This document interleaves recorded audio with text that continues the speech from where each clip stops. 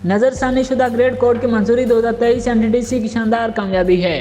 National transmission and dispatch company حکام کی جانب سے چیئرمین اپنا انجینئر توصیف فروخی کو گزشتہ روز supervisory control and data acquisition کے فیز 3 اپ گریڈیشن پروجیکٹ کے بارے میں تفصیلی بریفنگ دی گئی۔ CDBA منصوبے پر مؤثر اور بروقت عمل درآمد بجلی کے نظام کے متوقع توسیع اور ڈھانچے کے آپریشنل ہونے کے باعث پاور سیکٹر کے ارتقاء کے لیے انتہائی اہمیت کا حامل ہے۔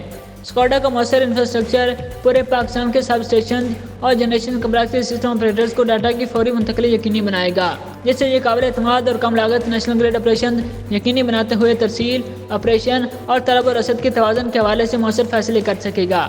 دوسری طرف CPPAG کو مارکیٹ آپریٹرز کے طور پر بجلی کی طلب و رسد کو ہر گھنٹے کی بنیاد پر طے کرنے کا کام سونپا گیا ہے۔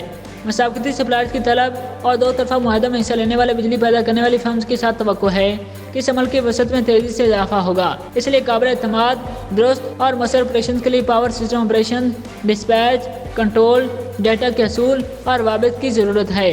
اس بات کو مد نظر رکھتے ہوئے چیئرمین اپرا نے اس بریفنگ کی ہدایت کی تھی کہ وہ منصوبے پر عمل درآمد میں تاخیر کی وجوہات کو سامنے لائیں۔ چیئرمین اپرا نے NTDC کی ٹیم کو ہدایت کی کہ پروجیکٹ مینجمنٹ آفس کو خود مختار یونٹ کے طور پر تشکیل دیا جائے تاکہ منصوبے کی تکمیل کی نگرانی اور اس پر عمل درآمد میں تیزی لائی جا سکے، اور اس بات کو یقینی بنایا جائے کہ کنٹریکٹس کی تمام ڈیڈ لائنز پوری ہوں اور پروجیکٹ کو مقررہ وقت کے اندر مکمل کیا جائے۔ اجلاس کے اختتام پر منیجنگ ڈائریکٹر NTDC نے شرکاء سے اظہار تشکر کیا۔